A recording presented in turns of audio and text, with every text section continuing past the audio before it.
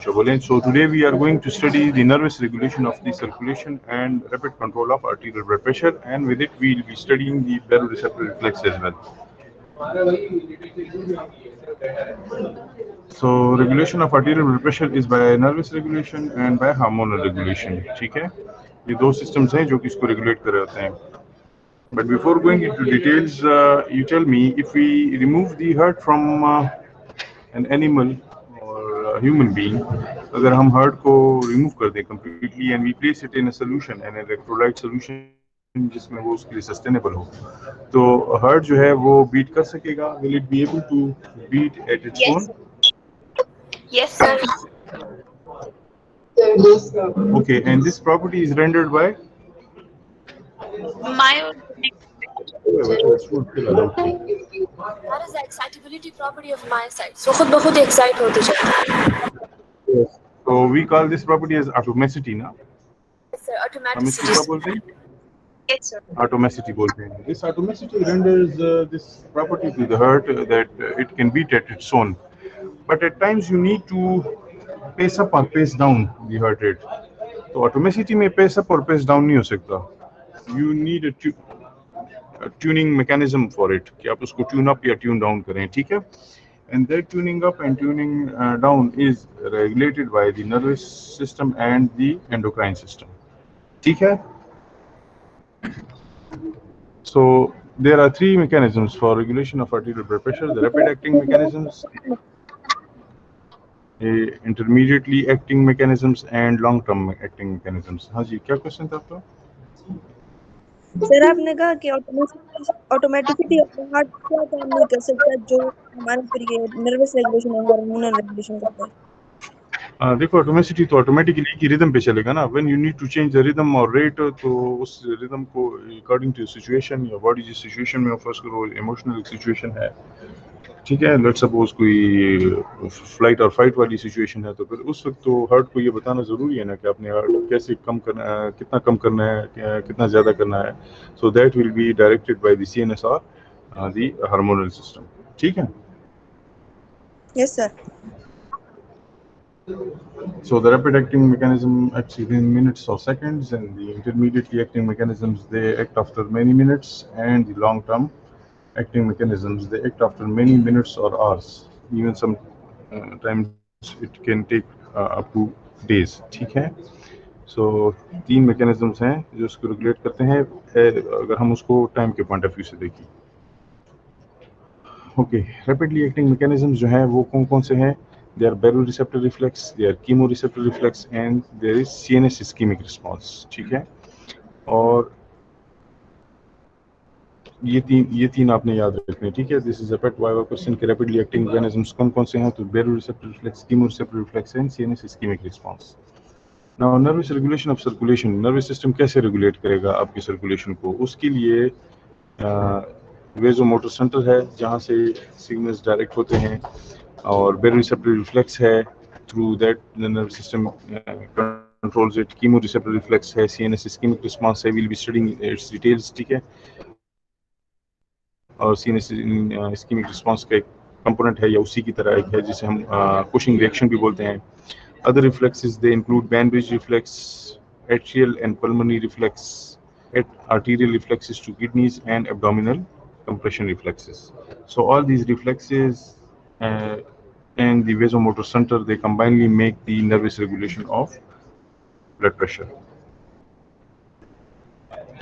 So vasomotor center is located in medulla and pons.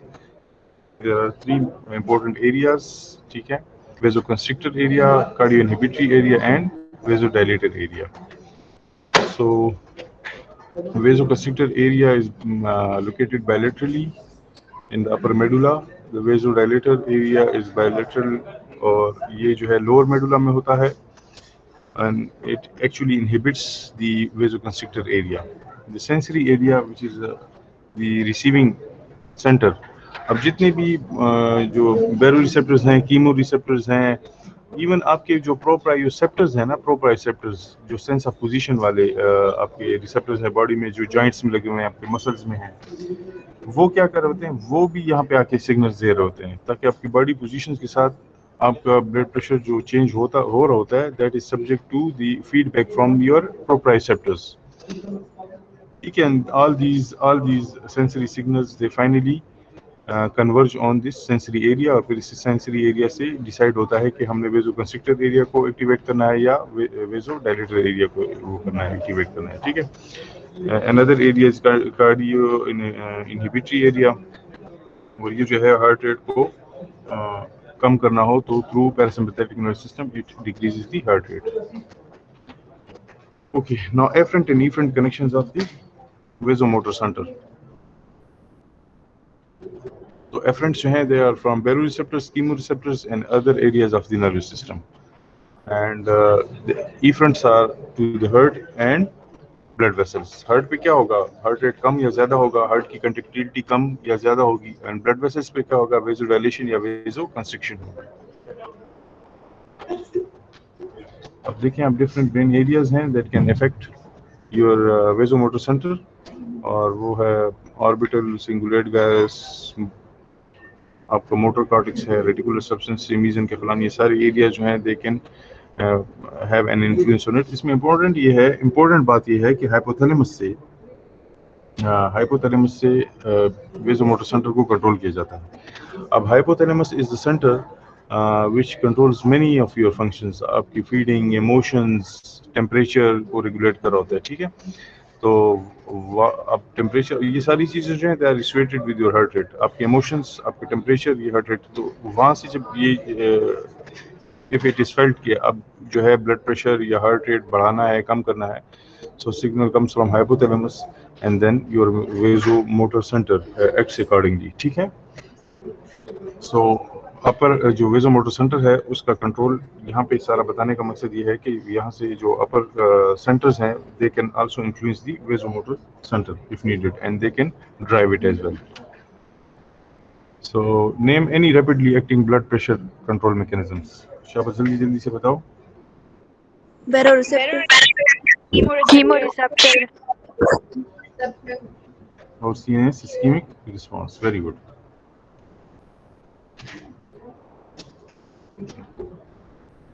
So nervous regulation of blood vessels जो है वो blood vessels का कैसे होता है, ये देखें कि जितने भी ब्लड वेसल्स हैं कीप इट इन माइंड, ठीक है। यहाँ पे ये लिखा हुआ नहीं है तो आप सुन ले और से, और नोट कर सकते हैं कि एक बेजल लेवल की वेजो कंस्ट्रिक्टर एक्टिविटी तमाम वेसल्स को हर वक्त ये सिग्नल्स जा रहे होते हैं। There is a basal level of activity going on to the smooth muscles of blood vessels, and the blood vessels are having some tone that is due to this basal activity from the vasomotor center, ठीक है। अब vasomotor center से जो basal activity हो रही है that is causing basic tone in the blood vessel, ठीक है, जिसको हम क्या बोलते हैं कि ये जो blood vessels हैं इनमें एक tone जो है वो हर वक्त होती है, ठीक है। If this nervous connection they are lost, अगर ये नर्वस कनेक्शन जो कि बेजल टोन जो है इस आ रही है नर्वस सिस्टम की वजह से, अगर ये नर्वस कनेक्शन लॉस्ट हो जाए, लॉस्ट कैसे होगी कि अगर फर्स्ट कर स्पाइनल कॉर्ड में कोई इंजरी हो जाए, so you know what happens, आपकी ब्लड वेसल्स जो हैं वो बिल्कुल सिरे से वेजोडाइलेट ही हो जाएंगी, and that will result into a spinal shock, spinal shock में शॉक कैसे होता है, यानी स्पाइन इंजरी स्पाइन को होती है और अब बीपी आपका ड्रॉप डाउन कर जाता है। तो बीपी इस वजह से ड्रॉप डाउन करता है कि जो वेजोमोटर टोन होती है ना नॉर्मली, वो फिर कन्वे नहीं हो पाती ब्लड वेसल्स की तरफ, और ब्लड वेसल्स जो हैं वो बिल्कुल ही डायलेट हो जाते हैं जिससे बीपी ड्रॉप कर जाता है। So we call it a spinal shock, ठीक है। यहाँ तक समझ आइए आपको? Sir, ये yes, I did. Parasympathetic control करता है। अच्छा, जो ब्लड वेसल्स है ना, हार्ट की तरफ जो नर्व सप्लाई है वो है सिंपैथेटिक और पैरासिम्पैथेटिक दोनों की। हार्ट की तरफ जो सिंपैथेटिक है वो एट्रिया में भी है, एसए नोड को भी है, और सारे कार्डियक मायोसाइट्स को भी है, ठीक है, सिंपैथेटिक। और पैरासिम्पैथेटिक का मेनली जो इन्फ्लुएंस है that is on SA node and a little bit on atria. Ventricles की तरफ उसकी कोई सप्लाई नहीं है। दोबारा से मैं रिपीट करता हूँ, ये आपने याद रखना है कि सिंपैथेटिक नर्वस सिस्टम जो है वो डिफ्यूजली हार्ट को सप्लाई कर रहा है, उसके पेसमेकर्स को भी, उसके मायोसाइट्स को भी, और पैरासिम्पैथेटिक जो है उसकी जो सप्लाई है वो मेनली एसए नोड पे है और थोड़ी बहुत एट्रिया पे है, वेंट्रिकल्स की तरफ उसकी कोई सप्लाई नहीं है। ठीक है, तो अगर पैरासिम्पैथेटिक की एक्टिवेशन होगी तो फिर हार्ट रेट ही कम होगा, कंट्रैक्शन पे कोई इफेक्ट नहीं होगा। लेकिन अगर सिंपैथेटिक की एक्टिवेशन होगी तो हार्ट रेट भी ज़्यादा होगा और कंट्रैक्टिलिटी भी ज़्यादा होगी।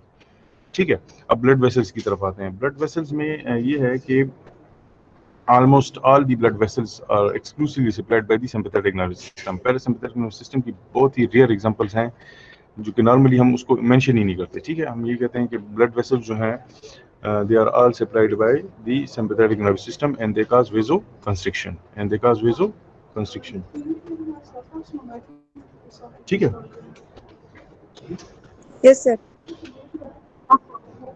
तो जब वेजोकंस्ट्रिक्शन होती है वहाँ पे, जब सिंपैथेटिक नर्वस सिस्टम की एक्टिवेशन होगी तो वेजोकंस्ट्रिक्शन होगी तो क्या होगा, ब्लड फ्लो कम हो जाएगी और ब्लड प्रेशर बढ़ जाएगा। ठीक है, this will be the effect of sympathetic nervous system activation on blood vessels.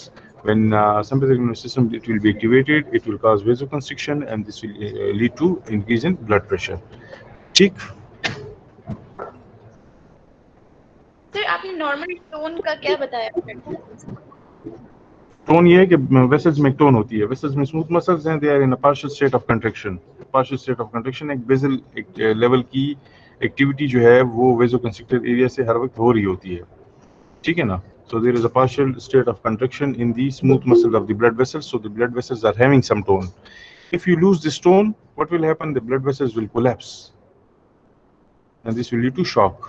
और ये कब होता है, जब स्पाइनल कॉर्ड को इंजरी हो, जब आपके ब्लड वेसल्स को नर्व सप्लाई कट डाउन हो जाए उनकी, and this will result into vasodilation and this vasodilation will lead to septic shock. Clear? Yes sir.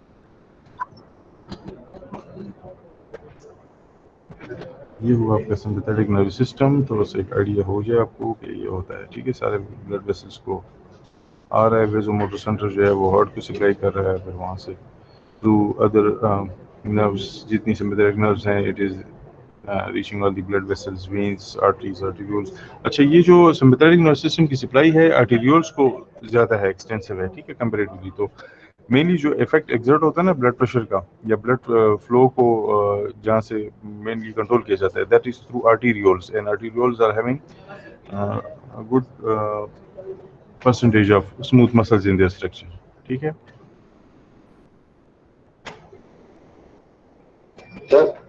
जी बेटा। अलाउ कर देना। हाँ, स्टूडेंट्स को अच्छा अलाउ कर देते हैं। ठीक है,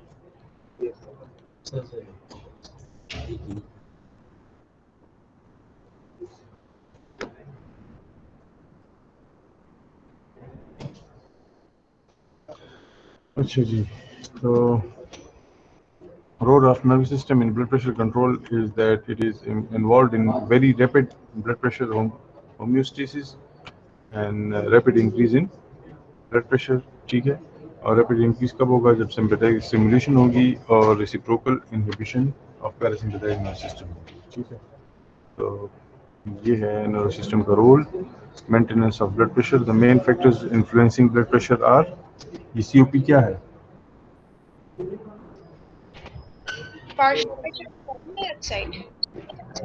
कार्डियक आउटपुट। ठीक है, और फिर है पेरिफेरल रेजिस्टेंस, और फिर है ब्लड वॉल्यूम। ये चीज़ें जो हैं वो क्या करती हैं, they influence your average blood pressure जो है उसमें। तो blood pressure is equal to cardiac output into peripheral resistance.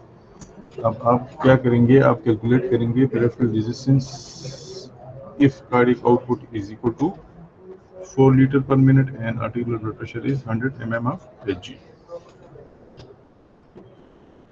कैसे कैलकुलेट करेंगे,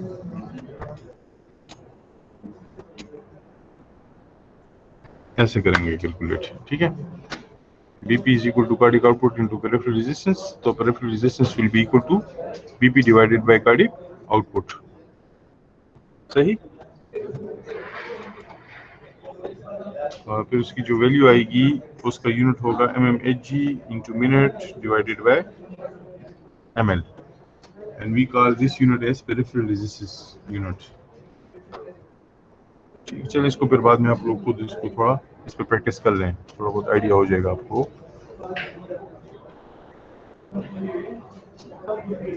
तो these are the determinants of blood pressure. Different determinants हमने यहाँ पे मेंशन किए हुए हैं। हम दोबारा से जाते हैं शुरू से, ठीक है।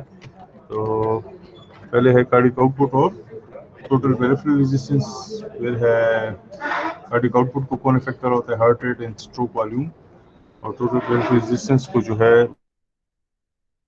वो आर्टीरियोलर रेडियस और ब्लड विस्कोसिटी ये इफेक्ट कर रहे होते हैं, ठीक है।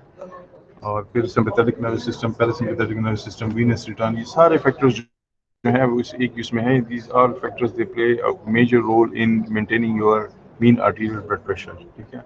कहीं पे भी इसमें डिस्टर्बेंस आएगी तो homeostasis mechanisms will help to bring it back to the normal. अब ये different blood pressure control systems हैं जो कि ऑपरेट करें, इनको हमने यहाँ पे अगेंस्ट टाइम, यानी इनका जो रिस्पांस है कि कितने टाइम में ये रिस्पांस करते हैं उसके अगेंस्ट हमने प्लॉट किया है और कब तक इनका रिस्पांस रहता है। तो इस ग्राफ में हमने उसको प्लॉट किया हुआ है कि क्योंकि ये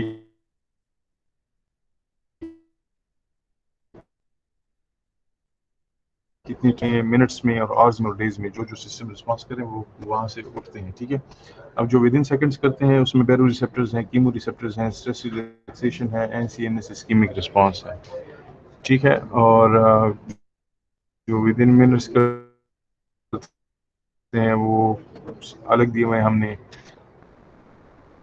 और जो विद इन डेज करते हैं, ठीक है, रीनल ब्लड वॉल्यूम हुआ, एल्डोस्टेरोन सिस्टम हुआ, तो ये सारे जो है विद इन डेज करते हैं। Today we are focusing more on the rapidly controlling system, जिसमें हमारे पास बैरो रिसेप्टर हैं, कीमो रिसेप्टर हैं और स्ट्रेस रिलैक्सेशन है।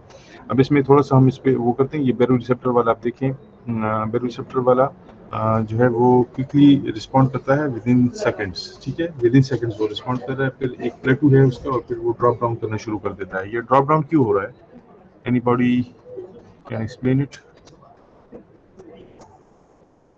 ये ब्लैक वाली लाइन जो है ये ड्रॉप डाउन कर रही है, हाँ।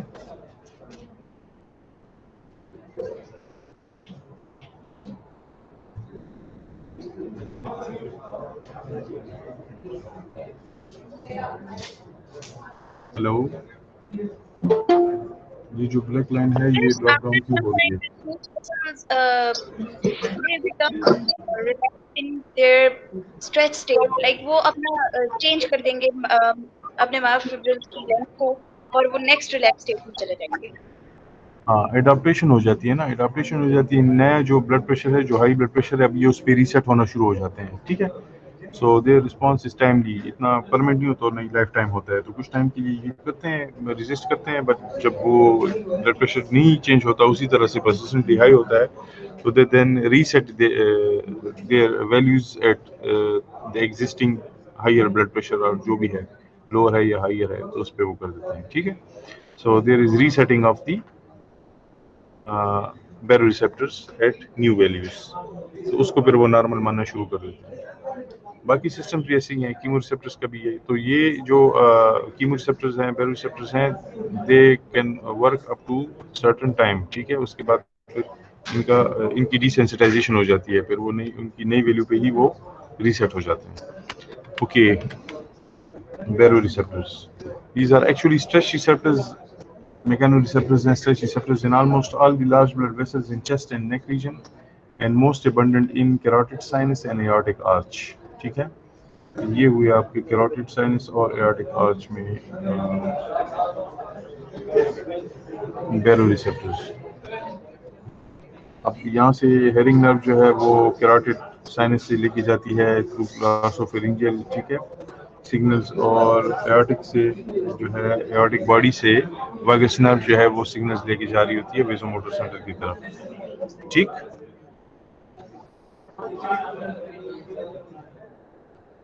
इसी चीज को इसी डायग्राम में दोबारा से एक्सप्लेन किया गया हुआ है।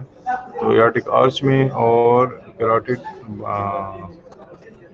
बॉडी जो है वहाँ से through glossopharyngeal and vagus nerve, the signals they go to the vasomotor center. अब vasomotor center में sensory area में ये signals जाएंगे. अब ये कब होते हैं stretch, कब होगा? Baroreceptors कब stretch होंगे? Baroreceptors will be stretched when there will be pressure on the baroreceptors. और वो कब होगा? जब blood pressure high होगा. ठीक है, जब blood pressure high होगा तो फिर ये sense करेंगे इसको. हाँ,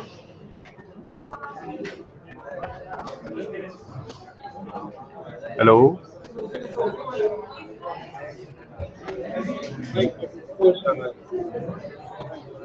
ओके. जब बैरोरिसेप्टर, मुझे नहीं आ रही आपकी आवाज़ सही प्रॉपर्ली.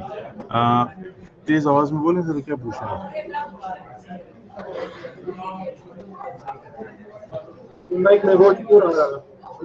हाँ बेटा, इस वक्त हम SLRC में बैठे हुए हैं. इन्होंने ये अब क्लासेस शुरू हो गई है ना, इन्होंने अरेंजमेंट SLRC में की हुई है. तो अभी उनसे बात भी मेरी हुई. मैंने कहा ये तो स्कूल जुमा की क्लास अरेंज करेगा तो सबक हो बस बसलार होगा.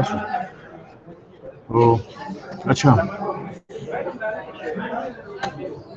तो ये है कि यहाँ पे सिंपैथेटिक नर्वस सिस्टम को फिर ये एक्टिवेट करेंगे अगर बीपी लो है, और अगर बीपी हाई है तो फिर पैरासिम्पैथेटिक नर्वस सिस्टम को एक्टिवेट करेंगे तो हार्ट रेट और ब्लड प्रेशर वो ड्रॉप डाउन कर जाएगा. ठीक है.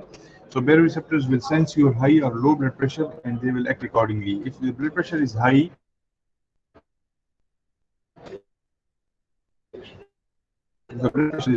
they will inhibit the inhibitory area. Heart rate है वो भी कम हो जाएगा अगर ब्लड प्रेशर हाई है, और वेसोडाइलेशन भी हो जाएगी. And if your blood pressure is low, they will activate the vasoconstrictor area and will also give signals to cardio acceleratory area. तो आपका हार्ट रेट भी बढ़ जाएगा और आपकी vasoconstriction भी हो जाएगी. So the blood pressure will be raised to normal. अब इसको हम पॉइंट टू पॉइंट देखते हैं. नंबर 1 पे क्या है? Homeostasis disturb, blood pressure rises above normal range. ठीक है. नंबर 2 पे रिफ्लेक्स रिस्पॉन्स होगा, बैरोरिसेप्टर्स स्टिमुलेट हो जाएंगे. ब्लड प्रेशर ज़्यादा हुआ तो बैरोरिसेप्टर्स स्टिमुलेट हो जाएंगे. कार्डियो एक्सेलरेटरी सेंटर्स जो है वो इनहिबिट हो जाएंगे, कार्डियो इनहिबिटरी सेंटर्स स्टिमुलेट हो जाएंगे, एंड वेसोमोटर सेंटर्स जो है वो इनहिबिट हो जाएगा, so that vasoconstriction is prevented. ठीक है. अब फिर डिक्रीज कार्डिक आउटपुट आ जाएगा क्योंकि हार्ट रेट कम हो गया है और कंडक्टिविटी भी कम हो गई है और वेसोडाइलेशन भी हो गई है. So this will reduce the blood pressure and the blood pressure will be brought back to normal. ठीक है. अब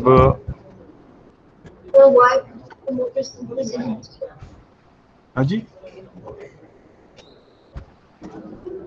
why is the vasomotor center inhibited? Vasomotor centre इस वजह से इनहिबिट हुआ कि ब्लड प्रेशर हाई है. ठीक है. जब ब्लड प्रेशर हाई होगा तो बैरोरिसेप्टर की तरफ से जो फीडबैक आएगी ना, that will inhibit the vasomotor centre. ठीक है. तो होम्योस्टेसिस रिस्टोर हो जाएगी. अब नेक्स्ट क्या है? से for example blood pressure falls below normal range. ठीक है. तो क्या होगा नेक्स्ट स्टेप पे? नंबर 8 पे देखें. बैरोरिसेप्टर्स जो होगा वो इनहिबिट हो जाएंगे और वो क्या करेंगे? वेसोमोटर सेंटर को स्टिमुलेट करेंगे. कार्डियो इनहिबिटरी सेंटर जो है वो इनहिबिट हो जाएंगे और कार्डियो एक्सेलरेटरी सेंटर जो है वो स्टिमुलेट हो जाएंगे. एग्जैक्टली होगा सारा और वेसोकंस्ट्रिक्शन हो जाएगी. ठीक है. साथ जो है वो ऐसे नोड को भी एक्टिवेट कर देता है और कार्डियक मायोसाइट्स को भी एक्टिवेट कर देता है. So what will happen? Blood pressure will be elevated, that will be restored towards normal. तो दोनों सूरतों में जब बैरोरिसेप्टर्स जो है वो अगर हाई ब्लड प्रेशर को डिटेक्ट करेंगे तो they will bring it back to normal or to the normal. ठीक है. Now chemoreceptors. Chemoreceptors क्या हैं? chemoreceptors भी बिल्कुल aortic और carotid bodies में जैसे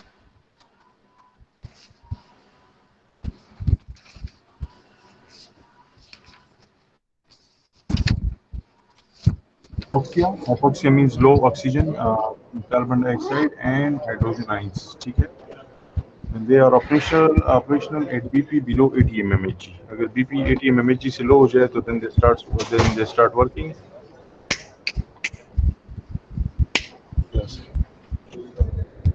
ठीक है ना. और अब उसका क्या सिस्टम है ये देखें जरा, हम यहाँ पे डिस्कस करते हैं.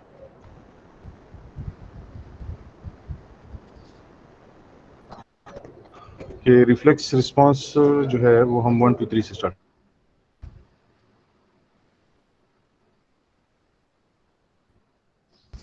करते हैं, ठीक है।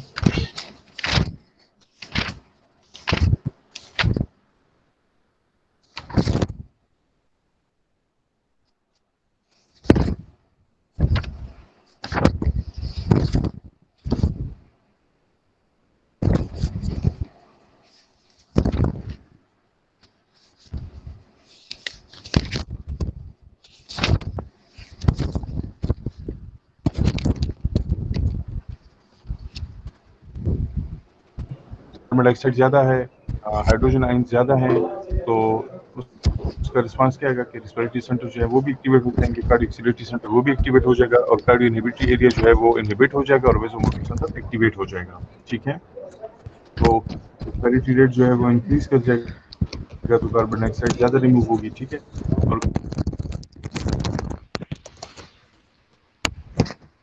तो वैसे भी रोल नहीं प्ले करा हुआ, इनहिबिट हुआ है और फिर क्या होगा, वेसोमोटर सेंटर जो है वो एग्जीक्यूशन पास करेगा।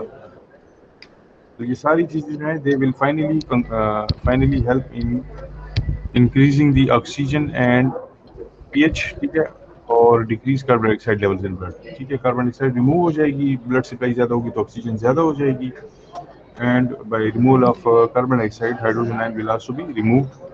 तो ये होगा आपका होम्योस्टेसिस रिस्टोर्ड, ठीक है, होम्योस्टेसिस रिस्टोर्ड हो जाएगा। तो कीमो रिसेप्टर्स में आपने ये बात याद रखना है कि they are sensitive to low oxygen, high carbon dioxide and high hydrogen ion concentration, ठीक है।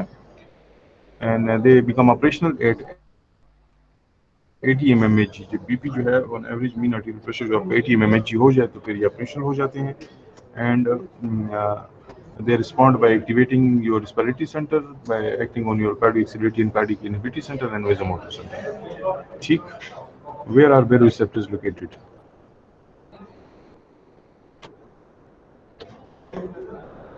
ये तो याद है ना कि baroreceptors कहाँ पे लोकेट होते हैं।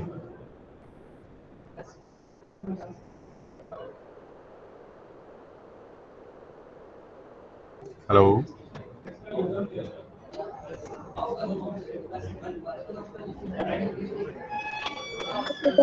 कैरोटिड साइनस में नहीं नजर आ रही, अब नजर आ रही है आपको? कैरोटिड और एयरडिक साइनस अब नजर आ रही है स्लाइड? यस सर आ रही है। अच्छा, आपको दूसरी साइड वाली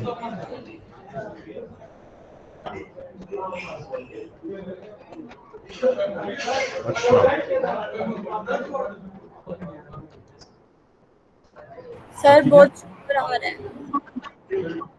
ओके। लो प्रेशर रिसेप्टर्स जो हैं, लो प्रेशर रिसेप्टर्स ये भी बेरो रिसेप्टर्स ही की तरह हैं, लेकिन ये लो प्रेशर पे ऑपरेट होते हैं। यूजुअली ये जब वॉल्यूम ज़्यादा हो जाए ना ब्लड वेसल्स में तो ये उसको डिटेक्ट करते हैं और फिर सिग्नल देते हैं आपके हार्ट को एट्रिया